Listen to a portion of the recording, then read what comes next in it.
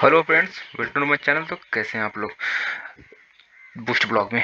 तो मैं खान सर का सीरीज यहाँ पर चला रहा हूँ, हिस्ट्री सब्जेक्ट का है, जो यहाँ पर कोई भी कम्पिटिटिव एग्ज़ाम के लिए आपके लिए उपयोगिता साबित होगी। आप कोई भी एग्ज़ाम के लिए आप यहाँ पर तैयारी कर सकते हैं, चाहे दरोगा हो, कांस्टेबल हो, जीडी हो, या और भी कोई भी कम्पिटिटिव एग्ज़ाम का। तो चलिए, इसे पार्ट 1 में मैंने दो टॉपिक मैंने करवा दिया था। तो आज ऐतिहासिक काल, तो चलिए मैं आपको थोड़ा सा दिखा देता हूँ मैंने क्या क्या यहाँ पर कवर किया था। इतिहास में प्रागैतिहासिक काल और अदैतिहासिक काल, मैंने ये इतिहास में कवर कर दिया था। तो आज का हमारा टॉपिक रहेगा यहाँ पर ऐतिहासिक काल। तो चलिए शुरू करते हैं। ऐतिहासिक काल, पेन से कर दूँ। इसके बारे में लिखित अस्त्र उपलब्ध है। इसे पढ़ा भी जा सकता है, मतलब इसमें ये लिखित रूप से भी है और हम लोग इसमें पढ़ भी सकते हैं। इसके अंतर्गत वैदिक काल से लेकर अभी तक का समय आता है।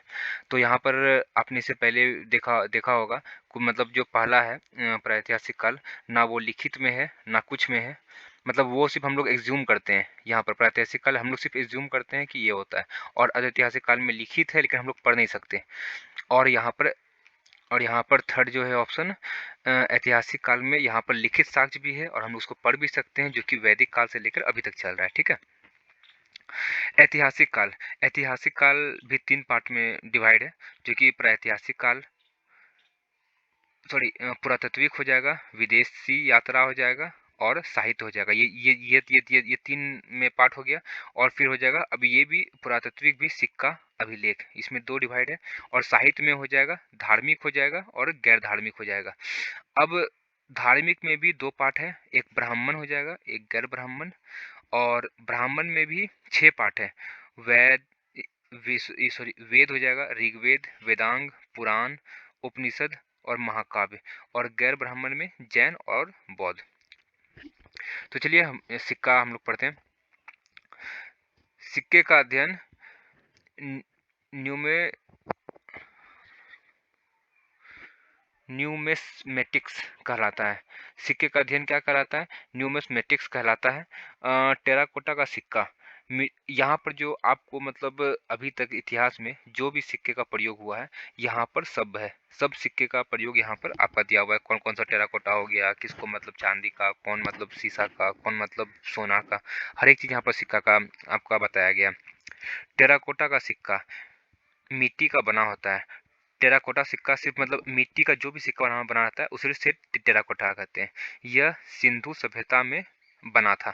और टेराकोटा सिक्का कब बना था? सिंधु सभ्यता में बना था। मौर्य काल के समय आहत आहत हो जाएगा, यह पंचमार्क सिक्के का प्रयोग होता था।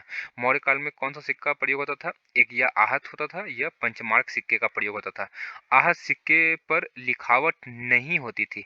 यहाँ पर देख रहे हैं, आहत सिक्के पर जो है यहाँ लिखावट नहीं होती थी, मतलब उसमें ना कुछ भी, उसमें कुछ भी लिखा नहीं था, मतलब पूरा प्लेन था, आगे से भी प्लेन पीछे से भी प्लेन, केवल चित्र बनी होती थी। अच्छा, इसमें मतलब ना ये, इसमें लिखावट मतलब लिखित रूप से नहीं था, बस इसमें ड्राइंग बनी हुई रहती थी। देखिए यहाँ पर इसमें चित्र बनी हुई थी। यह पहला धातु का सिक्का था। यह पहला धातु मतलब धातु का जो था, ये पहला सिक्का था कोई भी धातु का। अब हो जाएगा, पर्ण चांदी के सिक्के थे। पर्ण जो कि है चांदी के सिक्के को कहते थे। यहाँ पर पर्ण जो है चांदी के सिक्के को कहते थे। चांदी, अगर जहाँ ये क्वेश्चन पूछ देगा चांदी के सिक्कों को क्या कहते थे, तो आप लोग हमेशा ऑप्शन मारिएगा पर्ण। ये मौर्य काल में प्रचलित थे। ये किस काल में प्रचलित थे? ये मौर्य काल में प्रचलित थे।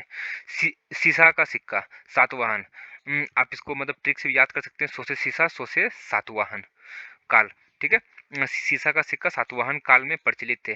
सातवाहन का समय में कौन सिक्का चला था? सीसा का सिक्का चला था। पहली बार सोने का सिक्का, देखिए यहाँ पर है, पहली बार सोने का सिक्का यूनान शासक द्वारा प्रचलित किया गया। अगर जहाँ क्वेश्चन आता है सोने का, पहली बार सोने का सिक्का किसने चलाया, मतलब किसके द्वारा प्रचलित हुआ, तो वो यूनान शासक होगा। शुद्ध सोने का सिक्का किसके काल में? ये कुषाण शासकों द्वारा प्रचलित किया गया। मतलब यहाँ पर सोने का सिक्का तो था, लेकिन यहाँ पर शुद्ध सोने का सिक्का जो प्योर सोना का था, वो कुषाण शासकों द्वारा प्रचलित किया गया। ठीक है। सर्वाधिक मात्रा में तथा सबसे अधिक अशुद्ध सोने का सिक्का, यहाँ पर आप समझ रहे हैं, अशुद्ध सोने का सिक्का, ठीक है, वो किसके काल में, गुप्त गुप्त काल में प्रयोग किया गया, वो गुप्त काल में प्रयोग किया गया था। इस समय स्कंदगुप्त शासक थे। यहाँ पर अशुद्ध सोने का सिक्का गुप्त काल में, और इस समय शासक कौन था, स्कंदगुप्त था। चांदी का सिक्का गुप्त काल में गुप्त चंद्रगुप्त द्वितीय विक्रमादित्य के समय प्रचलित हुआ। चांदी का सिक्का गुप्त काल में, ठीक है। अब किसके काल में, चंद्रगुप्त द्वितीय, जिसको विक्रमादित्य के समय प्रचलित हुआ। मयूर शैली मयूर शैली का सिक्का गुप्त काल में समुद्रगुप्त के समय, मयूर शैली का सिक्का गुप्त काल में समुद्रगुप्त के समय प्रयोग में लाया गया। इस सिक्के का प्रचलन गुप्त काल में सर्वाधिक था, ठीक है। कोड़ी का प्रयोग भी गुप्त काल में ही हुआ। कोड़ी का प्रयोग कब हुआ, गुप्त काल में हुआ। चमड़े का सिक्का, जो आज जो चमड़ा आप देख रहे हैं, उस पहले उसका भी सिक्का चलाया गया। चमड़े का सिक्का हुमायूं के शासन काल में किसके, सियाउद्दीन ने प्रारंभ किया था। चमड़े का सिक्का हुमायूं के शासन काल में, और वो शासक कौन था, सियाउद्दीन। रुपये का प्रयोग शेरशाह सूरी ने किया। अब रुपये का प्रयोग किसने किया, शेरशाह सूरी ने किया। दाम का प्रारंभ शेरशाह सूरी ने किया था। किसका, दाम का प्रारंभ जो था शेरशाह सूरी ने किया था। सोने की असफ का प्रारंभ भी शेरशाह सूरी ने किया। सोने की असफ का प्रयोग भी प्रारंभ भी शेरशाह सूरी ने किया। अब हम लोग पढ़ेंगे अभिलेख। अब अभिलेख में क्या क्या है, पत्थरों को खोदकर लिखना अभिलेख कहलाता था। अगर जहां आपसे कोई डिफरेंस पूछा अभिलेख क्या है, तो बस यहाँ पर एक लाइन में है, पत्थरों को खोदकर लिखना। पत्थर पर जो खोद करके जो लिखता था उसको अभिलेख कहते थे। छोटे पत्थर पर लिखना शिलालेख कहते थे। अब शिलालेख किसको कहेंगे, छोटे पत्थर, कोई भी छोटा पत्थर में खोद कर लिखना उसको शिलालेख कहते थे। अब हो जाएगा स्तंभ के समान ऊंचे पत्थरों पर लिखना स्तंभ लेख। स्तंभ के समान जो ऊंचा ऊंचा पत्थर पर जो लिखना उसको हम लोग क्या कहते थे, स्तंभ लेख कहते थे। अभिलेखों का अध्ययन क्या कहलाता है, इपिग्राफी। अभिलेखों का अध्ययन क्या कहलाता है, इपिग्राफी कहलाता है, ठीक है। अब हम लोग पढ़ेंगे प्रमुख अभिलेख कौन कौन से थे। विश्व में अभिलेख लिखने का प्रारंभ ईरान के शासक डेरियस ने किया। अब हम लोग विश्व में अभिलेख लिखने का प्रारंभ सबसे स्टार्ट कौन किया था, ईरान के शासक डेरियस ने किया था। पहला अभिलेख बोगजगई में मिला जो तुर्क या एशिया माइनर में है, ठीक है। पहला अभिलेख जो है बोगजगई में मिला जो तुर्क या एशियन माइनर में है। अब हम लोग पढ़ेंगे हाथी गुम्फा अभिलेख जो कि उड़ीसा में, हाथी गुम्फा अभिलेख जो कि उड़ीसा में। इसे कलिंगराज खाड़वेल, इसे किसने लिखा था, इसे कलिंगराज खाड़वेल ने लिखा। इसमें कलिंग युद्ध की चर्चा की गई है। अगर जहाँ आपसे ये 1 मार्क्स का क्वेश्चन आता है, ये सब आप जरूर ध्यान दें, ये सब पॉइंट बहुत इंपॉर्टेंट है एग्जाम के पर्सपेक्टिव से। अगर जहाँ आपको पूछेगा कलिंग युद्ध की चर्चा किसमें है, तो आप हमेशा बोलिएगा हाथी गुम्फा अभिलेख में, या कभी भी टिक मारने का तो हाथी गुम्फा अभिलेख को ही टिक कीजिएगा।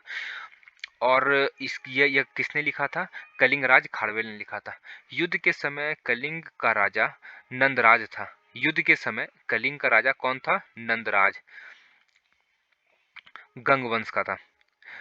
ऐहोर अभिलेख राजस्थान में। पुलकेशिन द्वितीय ने हर्षवर्धन पर विजय की चर्चा की है। अब ऐहोर अभिलेख में क्या चीज है, पुलकेशिन द्वितीय ने हर्षवर्धन पर विजय की चर्चा का जो लिखा गया है वो ऐहोर अभिलेख में लिखा गया है। जूनागढ़ अभिलेख, ये है जो जूनागढ़ अभिलेख गुजरात में। इसमें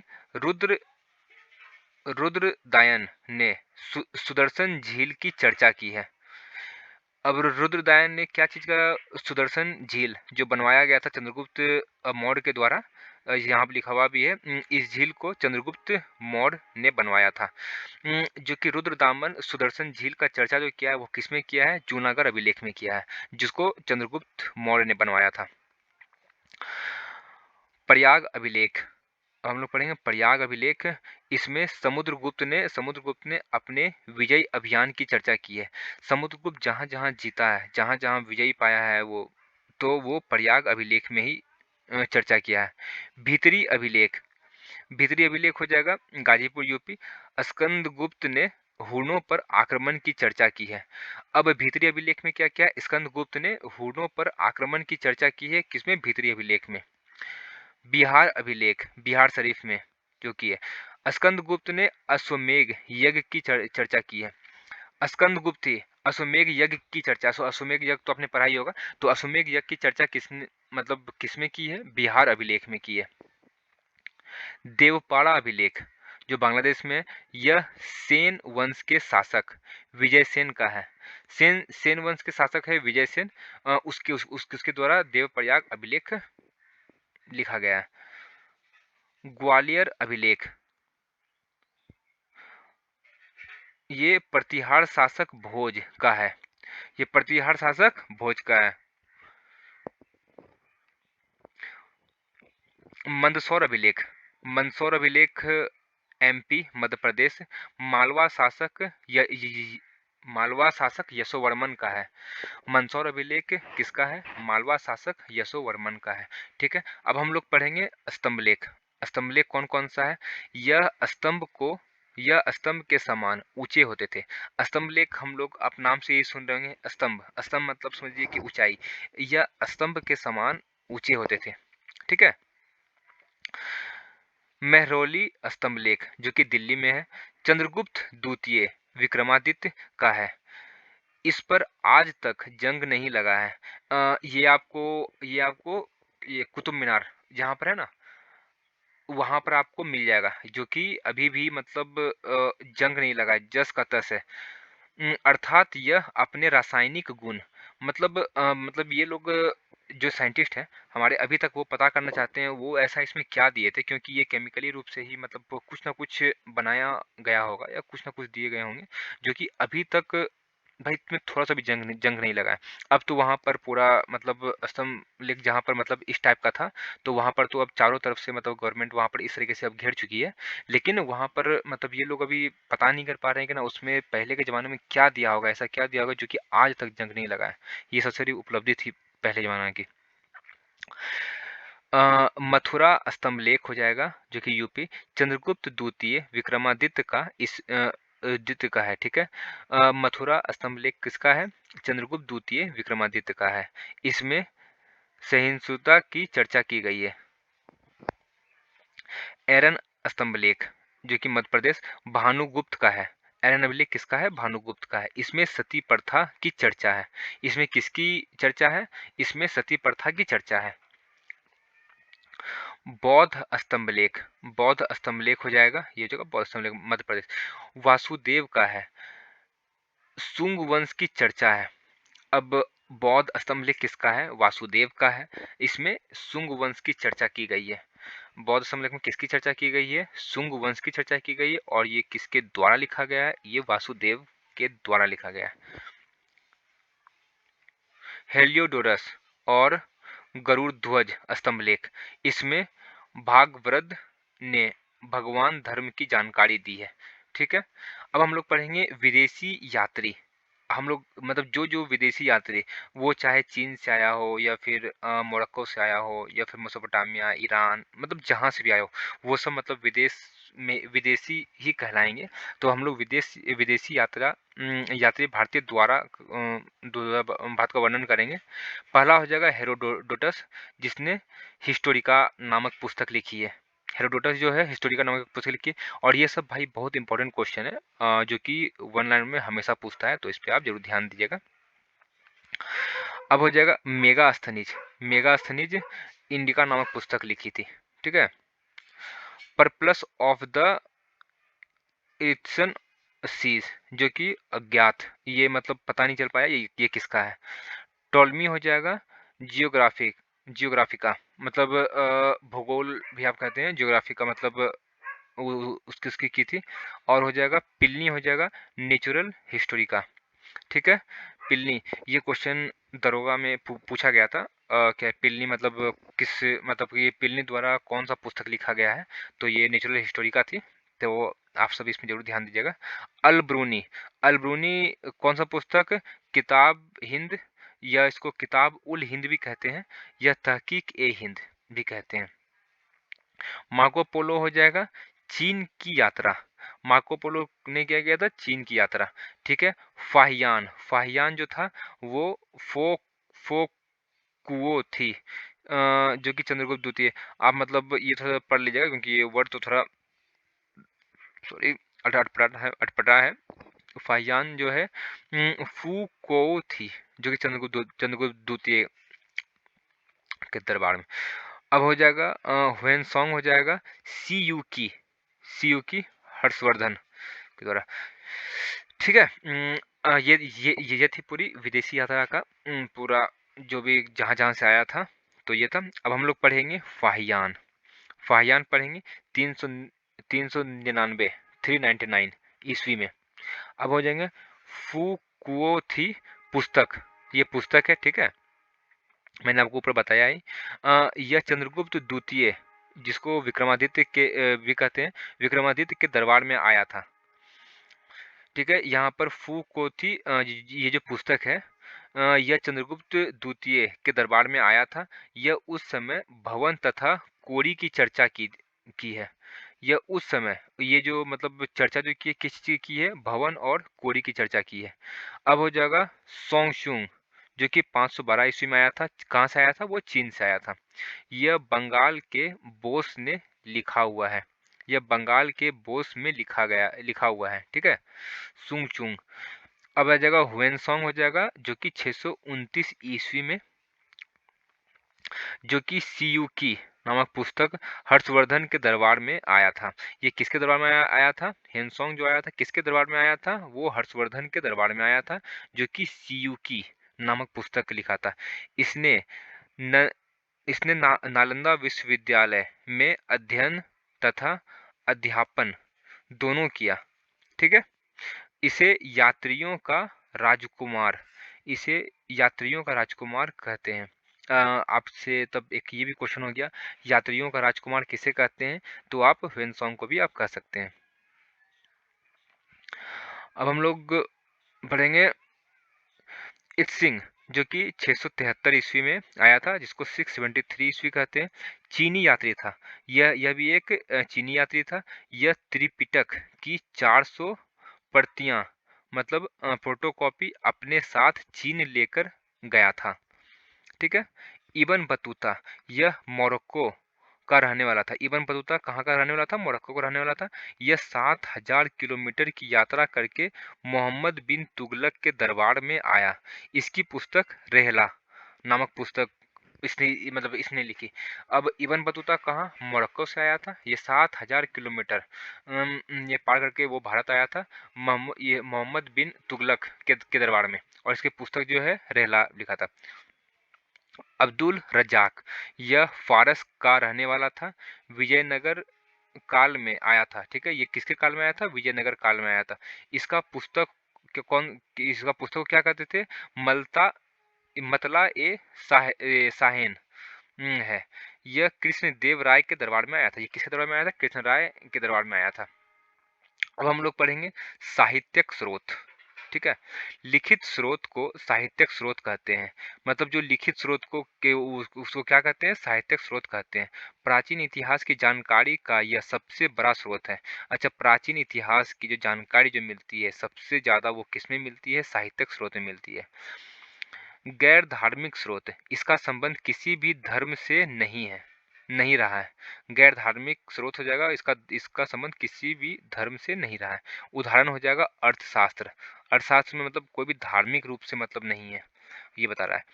अब हो जाएगा धार्मिक स्रोत हो जाएगा, इसका संबंध किसी ना किसी धर्म से रहा है। ठीक है। अब हो जाएगा गैर ब्राह्मण। गैर ब्राह्मण वैसे स्रोत जिसका संबंध हिंदू धर्म से नहीं रहा, उसे गैर ब्राह्मण कहते हैं। ठीक है, गैर ब्राह्मण किसे कहते हैं? जिसका संबंध हिंदू धर्म से नहीं रहा है, उसे गैर ब्राह्मण कहते हैं। जैन साहित्य, जैन साहित्य में यह प्राकृतिक भाषा में मिले हैं। इसमें आगम इन्हें आगम कहते हैं।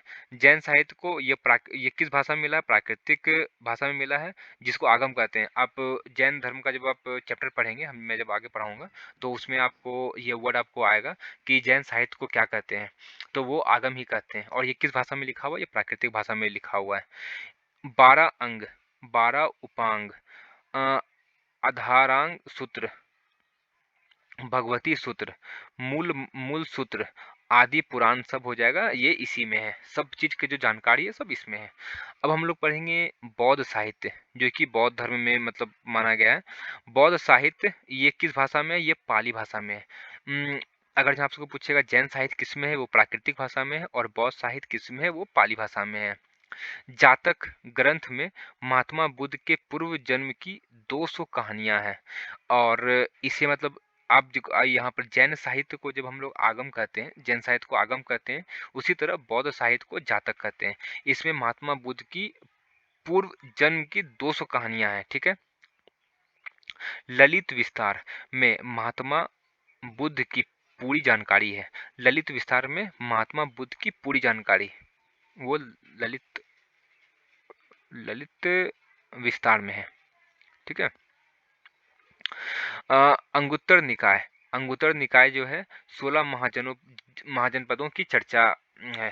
अंगुत्तर निकाय में 16 जो महाजनपद थे, वो उसकी जो जानकारी मिलती है या उसकी चर्चा जो मिलती है, वो अंगुत्तर निकाय में मिलती है। बौद्ध धर्म की सबसे पवित्र पुस्तक त्रिपिटक है। बौद्ध धर्म की सबसे पवित्र पुस्तक कौन की मतलब किसे कहते हैं? त्रिपिटक को कहते हैं, जो 3 पुस्तकों का समूह है। अब कौन-कौन सा, अब वो 3 पुस्तक यहाँ पर जो 3 पुस्तक को जो बोला गया, वो 3 पुस्तक कौन-कौन सी है? सूत्र पिटक, विनय पिटक, सॉरी फ्रेंड्स ये मेरा हाँ, तो यहाँ पर हो जाएगा एक एक हो जाएगा सूत्र पिटक, एक हो जाएगा विनय पिटक, और एक हो जाएगा अभिधम पिटक। यहाँ पर 3 पिटक है। अब हम लोग पढ़ेंगे पहले सूत्र पिटक को। यह सबसे बड़ा पिटक है, ठीक है, ये सबसे बड़ा पिटक है। इसमें बौद्ध धर्म की इसमें बौद्ध धर्म का एन ये एनसा अच्छा इंसाइक्लोपीडिया कहते हैं। इंसाइक्लोपीडिया का मतलब हो जाएगा, आप जैसे कि अभी जैसे गूगल में सर्च करते हैं कोई भी इंसाइक्लोपीडिया का जैसे खोलता है, वो आपका पूरा स्टार्टिंग से लेकर आपका जन्म से लेकर के आपका पूरा अंतिम दिन तक, जब आपका मृत्यु हो गया है, पूरा वहां से पूरा हर एक चीज की जानकारी देता है। तो उसी तरह सुत पिटक में है, जो जो कि इसमें पूरा का पूरा जानकारी मिलता है, इसीलिए इसको इंसाइक्लोपीडिया कहते हैं। अब हम लोग पढ़ेंगे विनय पिटक हो जाएगा, यह सबसे छोटा पिटक है। इसमें बौद्ध धर्म के प्रवेश की चर्चा है। बौद्ध धर्म का प्रवेश किस तरीके से हुआ था विनय पिटक में, उसकी जानकारी दी गई है। और अभिधम पिटक हो जाएगा, इसमें महात्मा बुद्ध के दार्शनिक विचारों की चर्चा है। अभिधम पिटक में क्या है? इसमें महात्मा बुद्ध के दार्शनिक विचार, मतलब जो जो उसका विचार रहा है, उसने क्या बोला, किस तरीके से बोला, वो सब इसमें आपको अभिधम पिटक में मिल जाएगा। ये हो जाएगा वेद ज्ञानी, ये तो आप पढ़ लीजिएगा। वेद ज्ञानी, ब्राह्मण ग्रंथ, उपवेद और ज्ञानी, ये सब आप पढ़ लीजिएगा, ठीक है। तो मैं आगे चलता हूँ। यहाँ पर ऋग्वेद, सामवेद, यजुर्वेद, अथर्ववेद का है, सब चीज का दिया हुआ है, ठीक है। तो अब हम लोग पढ़ेंगे वेद। हाँ, वेद की रचना ईश्वर ने की है, अतः वेद को अपरुष से कहा जाता है, ठीक है। गुप्त काल में कृष्ण देवराय ने, व्यास ने वेदों का संकलन मतलब कलेक्शन किया। प्रारंभ में वेदों की संख्या 3 थी। स्टार्टिंग में वेद की संख्या कितनी थी? 3 थी। अतः वेद की त्रिय वेद को त्रिय कहते थे। वेद को पहले पहले वेद 3 थे और इसको क्या कहते थे? त्रिय कहते थे। अब सेकंड पॉइंट क्या है? अर्थवेद को बाद में शामिल किया गया। अर्थवेद को कब शामिल किया? उसे बाद में शामिल किया गया, इसलिए इसे वेद त्रिय, अच्छा, वेद त्रिय में नहीं रखते हैं। हम लोग का पहले हम लोग का पहले 3 वेद था, ठीक है, और उसको त्रिय कहते थे, और अर्थवेद को बाद में शामिल किया गया, तो इसीलिए इसको वेद त्रिय में नहीं रखते हैं, इसलिए इसको बाद में रखते हैं। इसलिए जब भी हम लोग का पूछता है कि वेद कितने, तो हम लोग को 3 बोलते हैं, लेकिन अर्थवेद को बाद में जोड़ा गया है। तो हम लोग पहले पढ़ेंगे ऋग्वेद। हम लोग पहला पढ़ेंगे ऋग्वेद। ये हम लोग का ऋग्वेद। इसमें 10 मंडल, इसमें जैसा है 10 मंडल है, 1028 सूक्त है, 10,580 ऋचाएँ ऋचाओं की अधिकता के कारण ही इसे ऋग्वेद कहते हैं। ऋचाओं की अधिकता मतलब कोई भी रचनाएँ मतलब पूरी तरह रचनाएँ जो लिखी गई है, इसे ही ऋग्वेद कहते हैं। यह सबसे प्राचीन एवं सबसे बड़ा वेद है। ये आपसे ये भी क्वेश्चन पूछता है कि सबसे प्राचीन जो कि सबसे पुराना और सबसे बड़ा वेद कौन-सा है? तो आप ऋग्वेद आप हमेशा टिक कीजिएगा। इसमें गायत्री मंत्र की चर्चा की गई है। इसमें चर्चा किसकी की गई है? गायत्री मंत्र की चर्चा की गई है, जो सूर्य भगवान को समर्पित है। जो किसको समर्पित है? सूर्य भगवान को समर्पित है। देखिए, ऋग्वेद में 10 मंडल हैं, 1028 सूक्त हैं, 10,580 ऋचाएँ हैं, मतलब यही सब के कारण इसको ऋग्वेद कहा गया है। और जो इतना-इतना चीज़ जो है इसमें, इसीलिए सबसे ये प्राचीन भी है और सबसे बड़ा वेद भी है। और इसमें गायत्री मंत्र की चर्चा भी की गई है। आज जो आप गायत्री मंत्र पढ़ रहे हैं, इसमें समझिए कि गायत्री मंत्र कितना पुराना है हम लोग का। मतलब हिंदू धर्म जो बोला गया है, वो बहुत पुराना बोला गया है। तो गायत्री मंत्र की चर्चा उस टाइम भी की जाती थी, जो सूर्य भगवान को समर्पित है। ये तो लिखिए, पहली बार शूद्र का प्रयोग ऋग्वेद में हुआ। और ऋग्वेद के समय भी पहली बार शूद्र का प्रयोग ऋग्वेद में हुआ। ऋग्वेद का दूसरा तथा सातवां मंडल पुराना है, क्योंकि इसका संकलन पहले ही हो चुका है। ऋग्वेद का दूसरा और सातवां मंडल पुराना है, क्योंकि इसका संकलन जो है पहले भी हो चुका, मतलब कि हो गया है। पहला तथा 10वां मंडल नया है। पहला और 10वां मंडल ये नया है, क्योंकि इसका संकलन बाद में हुआ है। दूसरा और 7वां मंडल पुराना है, इसका संकलन मतलब कि ना, इसका चर्चा पहले भी हो चुका है, लेकिन और पहला और 10वां जो मंडल है वो नया है। ठीक है, जो कि बाद में संकलन में आया है।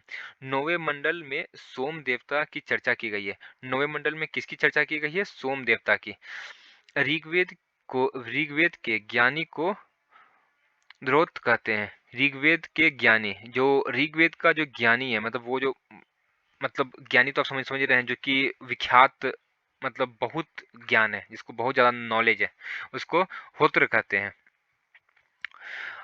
ऋग्वेद का उपवेद आयु आयुर्वेद है। ठीक है, ऋग्वेद का उपवेद आयुर्वेद है, जिसमें चिकित्सा की चर्चा है। इसके ज्ञानी को प्रजापति कहते हैं। इसके ज्ञानी को हम लोग क्या कहते हैं? इसके ज्ञानी को हम लोग प्रजापति कहते हैं। अब हम लोग पढ़ेंगे सेकेंड नंबर, वो क्या है? सामवेद। इसमें 1875 मंत्र हैं, 1875 मंत्र हैं, किंतु वास्तव में 99 मंत्र ही सामवेद के हैं। 1875 मंत्र हैं, लेकिन वास्तव में 99, जिसको 99 कहते हैं, मंत्र ही सामवेद के हैं। बाकी मंत्रों को ऋग्वेद से ग्रहण किया गया। अच्छा, ये जो मतलब आप जो अभी 1875 वेद देख रहे हैं, सिर्फ 99 जो 99 मंत्र हैं, वो सिर्फ इससे मतलब सामवेद का है, और इसके अलावा जितना भी है वो सब ऋग्वेद से ही लिया गया है। इसमें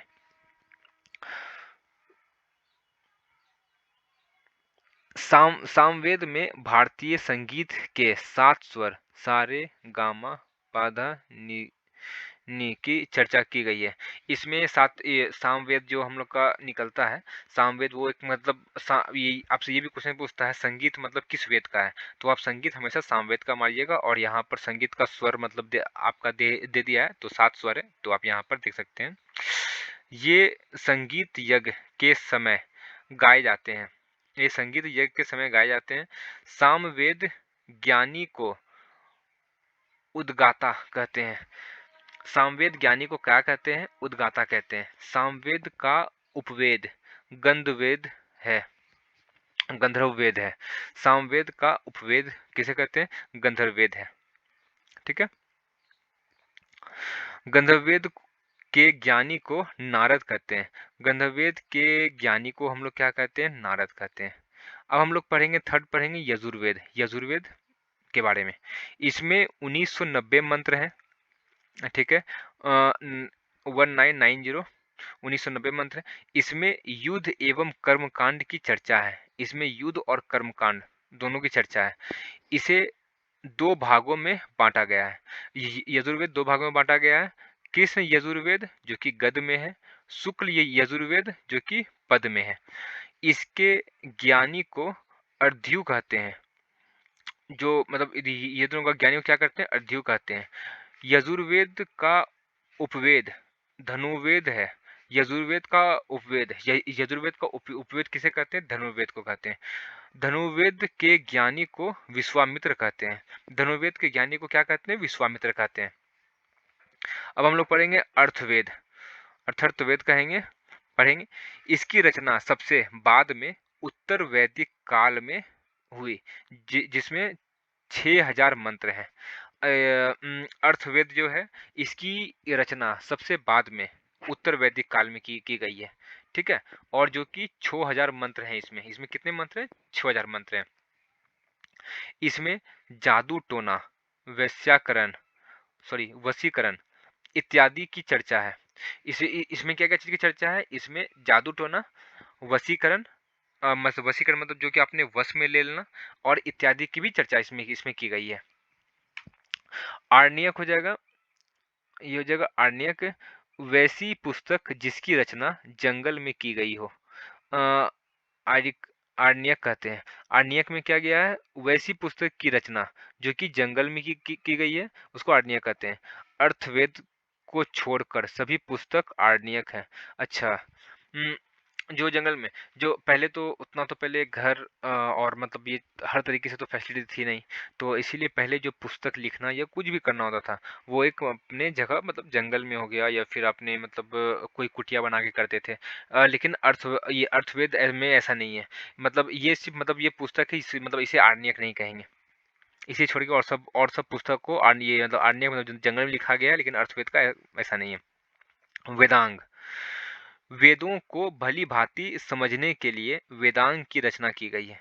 वेदों को भली भांति समझने के लिए वेदांग की रचना की गई है। वेदांग की संख्या कितनी है? वेदांग की संख्या 6 है। अब वेदांग की संख्या 6 कौन कौन सी है? चलिए हम देखते हैं। व्याजो, निष्कक्ष, ये है व्याकरण, ज्योतिषी, निरुक्त, ये शिक्षा, कल्प और छंद, ठीक है। व्याकरण जो है अष्टाध्यायी पाणिनि के द्वारा, जो अष्टाध्यायी देखिए व्याकरण व्याकरण एक पुस्तक है जो कि अष्टाध्यायी महर्षि पाणिनि है, इसके द्वारा किया गया है।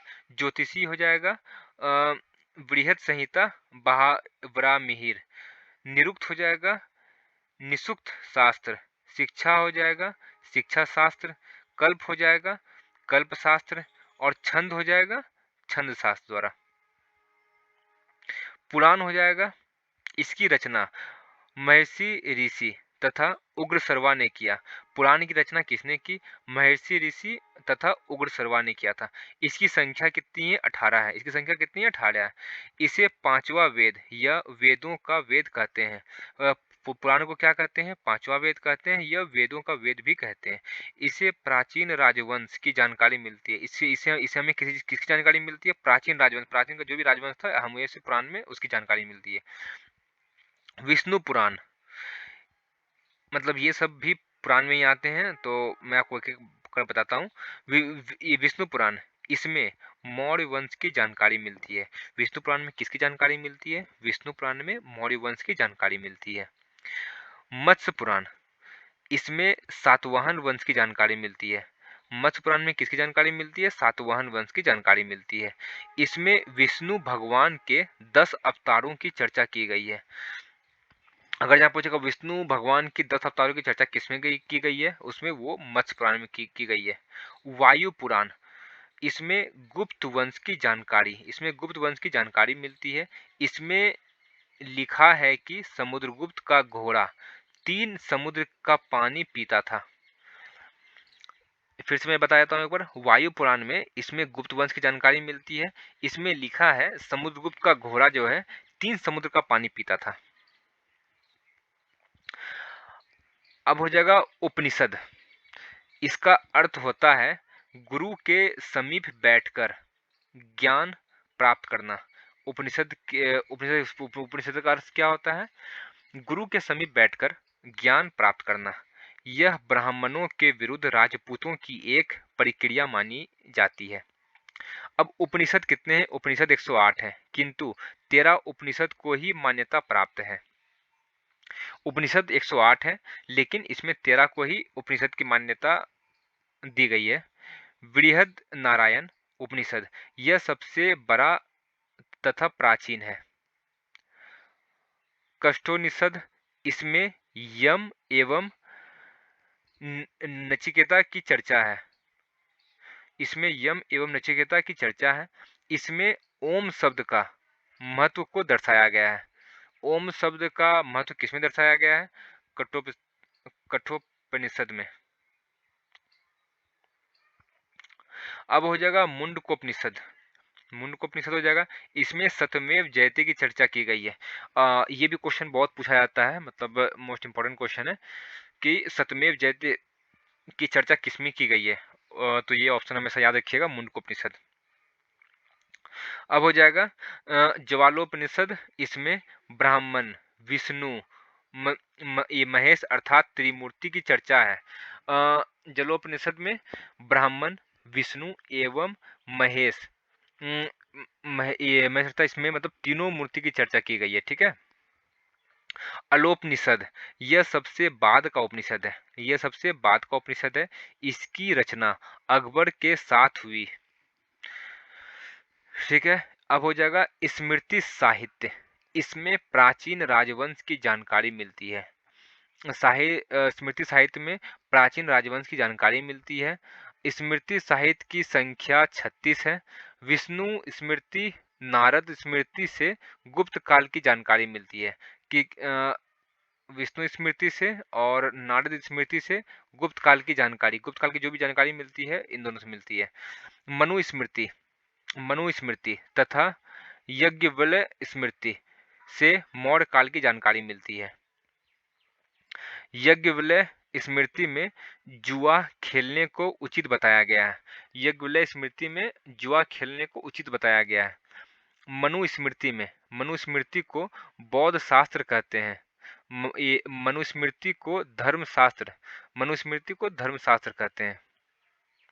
इसमें ऊंची जाति को वरीयता दी गई है। मनुस्मृति को ऊंची जाति को वरीयता दी गई है। दलित तथा महिला को नीचे देखा गया है। दलित और महिला को इसमें नीचे देखा गया है। तो ये क्वेश्चन नहीं पूछता है कि महिला को नीचे किसमें देखा गया है या फिर दलित को किसमें देखा गया है, वो हो जाएगा मनुस्मृति को, वो मनुस्मृति को देखा गया है। ठीक है। इसमें विवाह के लिए पुरुष की आयु 25 और लड़कियों की आयु 12 वर्ष बताया गया है। सब मनुस्मृति में ही बताया गया है। इसमें 8 प्रकार के विवाह की चर्चा है। ठीक है। संस्कार की संख्या 16 होती है। दाह संस्कार अंतिम संस्कार होता है। दाह संस्कार उसी टाइम बताया गया था, अंतिम संस्कार होता है। ऋण 3 प्रकार के होते हैं, देव ऋण, ऋषि ऋण और पितृ ऋण। पुरुषार्थ 4 प्रकार के होते हैं। पहला हो जाएगा धर्म, दूसरा हो जाएगा अर्थ, तीसरा हो जाएगा काम और चौथा हो जाएगा मोक्ष। आश्रम की संख्या 4 है। जन्म से 5 वर्ष की अवस्था को बाल्य व्यवस्था तथा शिशु व्यवस्था कहते हैं। मतलब जब बच्चा का जन्म होता है 5 वर्ष की अवस्था तक ही बाल व्यवस्था या शिशु व्यवस्था कहते हैं। ब्रह्मचार्य जो है, जो कि 5 वर्ष से 25 वर्ष, 5 ईयर, वाई का होता है ईयर, 5 ईयर से 25 ईयर, 5 साल से 25 साल। गुरुकुल में शिक्षा, जो कि पहले हुआ करता था। ग्रहण स्थल मतलब जो होगा गृहस्थ जीवन, जो कि 25 साल से 50 साल तक चलता था, जो कि परिवार के साथ। फिर आ जाएगा वानप्रस्थ, जो कि 50 साल से 75 साल, सामाजिक तथा धार्मिक जीवन। फिर आ जाएगा सन्यासी जीवन, जो कि 75 साल से जब तक मतलब कोई भी मनुष्य रहता था। वन में तपस्या ये होता था। अब हो जाएगा महाकाव्य। महाकाव्य की संख्या कितनी थी? महाकाव्य की संख्या 2 है। कौन कौन सा? एक महाभारत, एक रामायण, 2 महाकाव्य हैं। अब हम लोग रामायण में ये हम लोग पढ़ा रामायण का महाकाव्य जो है, इसकी रचना वाल्मीकि ने की। रामायण किसके द्वारा लिखा गया? वाल्मीकि के द्वारा द्वारा लिखा गया। प्रारंभ में इसमें 12,000 श्लोक थे। स्टार्टिंग में इसमें 12,000 श्लोक थे, किंतु वर्तमान में 24,000 श्लोक हैं। जब मतलब कि पहले स्टार्टिंग में 12,000 श्लोक थे, लेकिन अभी जो है 24,000 श्लोक हैं। बहुत सारा श्लोक ऐड करता जाता है, तो वो मतलब बढ़ता जाता है। उसे गुप्त काल में पूरा किया गया, उसे गुप्त काल में पूरा किया गया था। महाभारत दूसरा हो जाएगा महाभारत, जो कि महाकाव्य के रूप में दिखाया जाता है। इसकी रचना किसने की थी? वेद व्यास। रामायण की रचना किसने की अगर पूछा जाएगा तो वाल्मीकि बोलिएगा, और महाभारत की रचना किसने की अगर पूछा जाए तो वेद व्यास बोलिएगा। इसका प्रारंभिक नाम जय संहिता। पहले इसे महाभारत का नाम से नहीं पुकारा जाता था, पहले इसे जय संहिता के नाम से पुकारा जाता था, लेकिन बाद में इसको चेंजेस करने के बाद महाभारत रखा गया है, जिसमें 8800 श्लोक मतलब 8800 8,800 श्लोक थे। वर्तमान में 1,00,000 श्लोक हैं। ठीक है। रामायण में वर्तमान में 24,000 श्लोक हैं और महाभारत में 1,00,000 श्लोक हैं। महाभारत के खंडों को पर्व कहते हैं। महाभारत के खंड, जितने तक खंड मतलब पार्ट डिवाइड में हो जाएगा, पर्व कहते हैं। इसमें कुल 18 पर्व हैं। ठीक है। सबसे महत्वपूर्ण पर्व भीष्म पर्व है, जिसमें अर्जुन तथा कृष्ण के वार्तालाप की चर्चा है। भीम पर्व को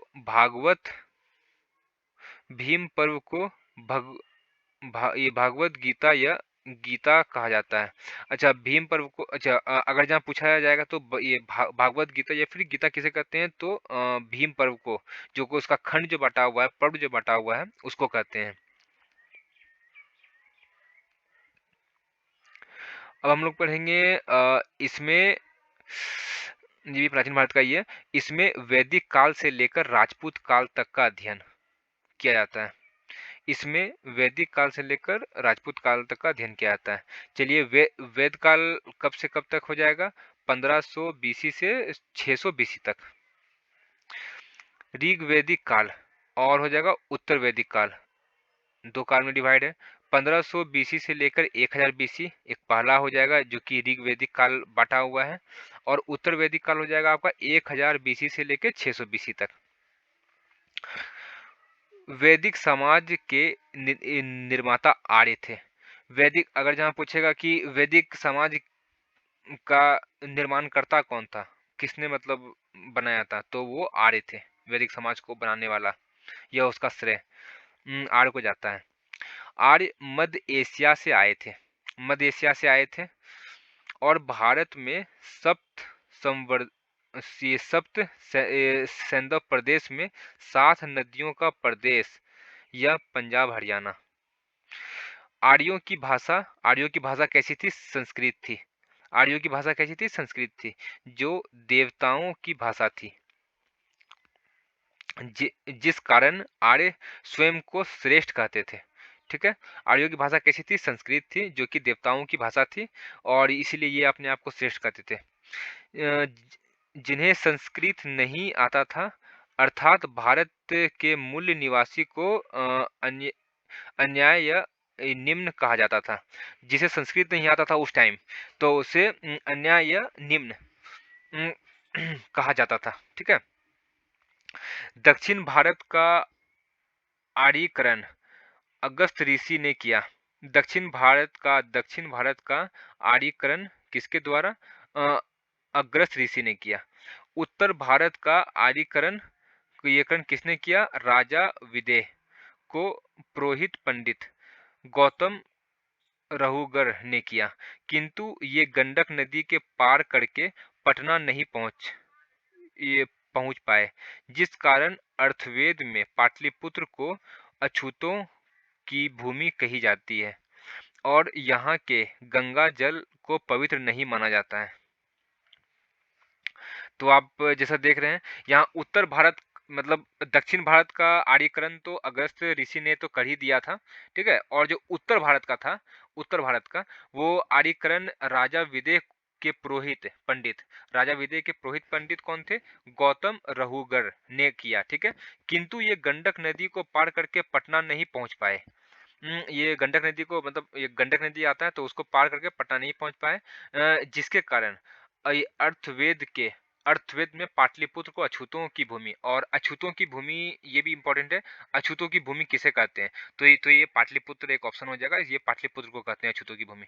और कहाँ के गंगा जल को पवित्र नहीं माना जाता, जो कि वहां का गंगा जल को पवित्र नहीं माना जाता है।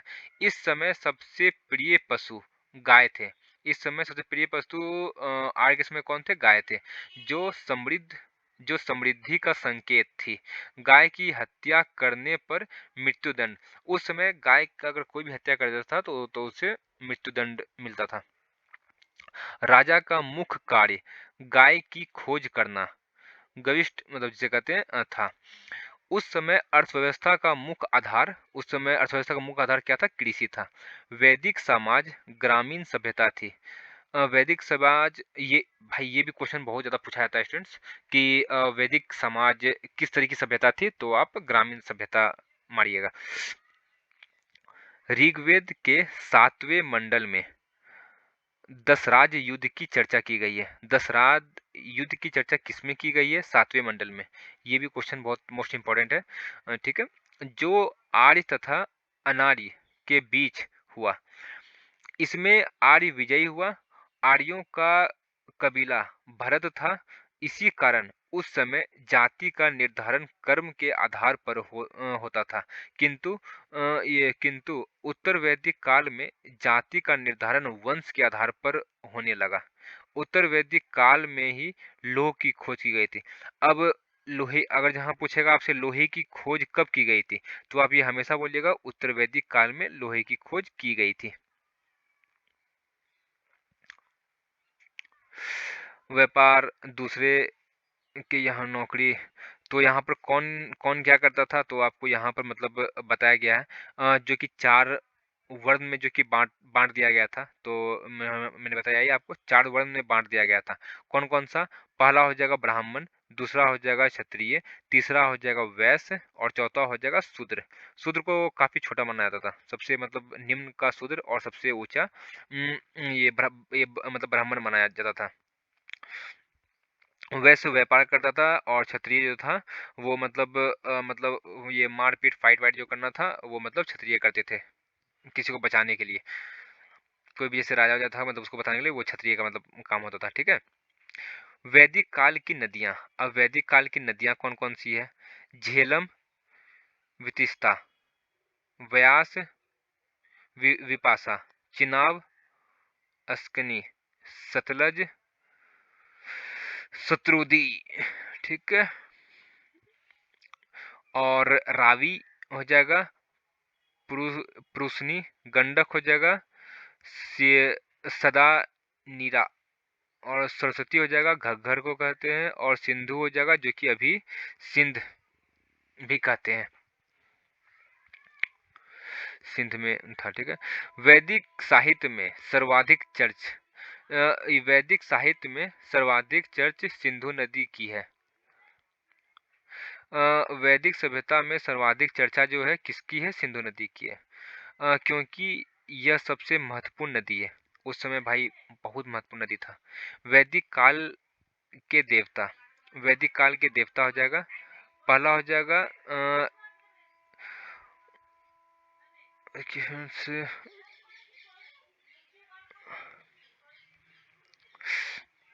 मैं इतना बोलते बोलते थक जाता हूँ, तो थोड़ा पानी पी लूँ, 1 मिनट रुक जाइए।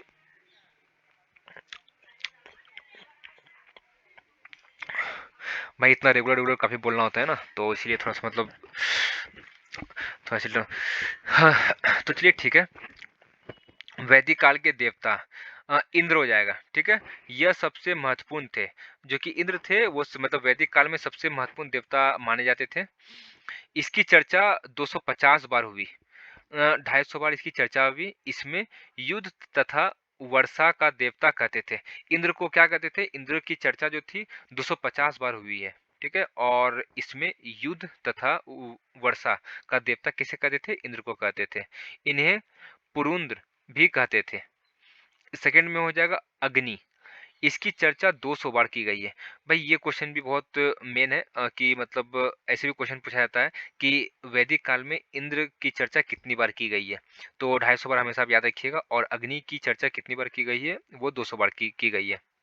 वरुण जो हो जाएगा वायु की होगी, ठीक है। सोम हो जाएगा जंगल के देवता, सोम को। मरुत हो जाएगा तूफान के देवता। और हो जाएगा रौद्र हो जाएगा, यह सबसे क्रोध वाले देवता थे। रौद्र जो हो जाएगा, ये सबसे क्रोध वाले देवता थे। इन्हें ये जो क्रोध, इन्हें पशुओं का देवता कहते थे, ठीक है। तो चलिए आगे कंटिन्यू करते हैं। गविष्ठ का अर्थ, अब गविष्ठ का अर्थ किसे कहते हैं, गाय के लिए। गविष्ठ का अर्थ गाय के लिए किया गया युद्ध। गविष्ट का अर्थ किसे होता था, ये होता था गाय के लिए किया गया युद्ध। सीता का अर्थ होता था हल से जोती गई जमीन पर परा निशान, उसे हम लोग सीता कहते थे। सीता का अर्थ होता था हल से जोती गई जमीन पर परा निशान, जो कि हल से मतलब हम लोग जोतते थे और जो वो निशान पड़ता था उसको हम लोग सीता कहते थे। वैदिक काल की सामाजिक व्यवस्था, हम पढ़ेंगे वैदिक काल की सामाजिक व्यवस्था क्या क्या थी। इस समय सबसे बड़ा पद राजा का होता था। इस समय सबसे बड़ा पद जो था राजा का होता था, जिसे जनता चुनती थी। राजा किसी भी निर्णय को लेने से पहले विभिन्न समितियों में बैठकर इसकी चर्चा करते थे। वैदिक काल में सामाजिक व्यवस्था आप समझ गए। वैदिक काल में 3 प्रमुख संगठन थे।